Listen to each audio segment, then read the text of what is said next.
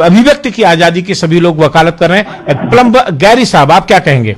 ये मसला आपको सिर्फ इतना फिर से बता दूं, आपको जो लोग हमारे श्रोता जुड़े हैं, मसला ये हुआ कि पिछले 3 दिनों के भीतर में हमास ने, जो कि लेबनान में स्थित है, जिसको ईरान का समर्थक माना जाता है, ईरान के द्वारा पोषित माना जाता है, उसने 5000 से ऊपर रॉकेट इजराइल में दागे और जिसके कारण से कम से 1000 से ऊपर इजरायलियों की मौत हो गई है, उनके घर तबाह हो गए हैं और साथ में ही यह भी हुआ है कि बहुत सारे लोगों को बंधक बना लिया गया है और इजराइल ने भी वाइस उसी तरह से अटैक किया है। जी, इस पर बात हो रही है, बोलिए।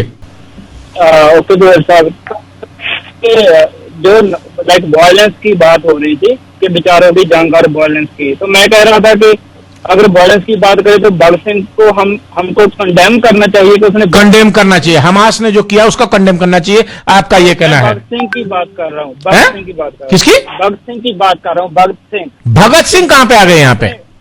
मैं तो वायलेंस की बात कर रहा हूँ ना, जब भगत सिंह ने जो वहां अपने टाइम में भाई साहब, भारत के ऊपर सुनिए, भारत के ऊपर अंग्रेजों का राज था, तो वायलेंस की बात जो कर रहे हैं आप, देश की आजादी के लिए कोई लड़े, देश की आजादी को उसको आपको, है ना, मैं तो सही कह रहा हूँ कि वो वाली वायलेंस सही है, आप कह रहे हो। नहीं, मैं तो ये कह रहा हूं कि सर वो जो भगत सिंह कर रहे थे अपनी देश की आजादी के लिए, कल कनाडा पे कोई कब्जा कर ले तो अगर आप उसके लिए जो कुछ भी करना करेंगे, अमेरिका ने यही काम किया था जिस वक्त में ब्रिटिशर्स के साथ में लड़ाई लड़ी थी। हर देश को अपनी आजादी की लड़ाई के लिए, मुक्ति के लिए लड़ने का पूरा हक है, ठीक है, लेकिन वायलेंस जायज है।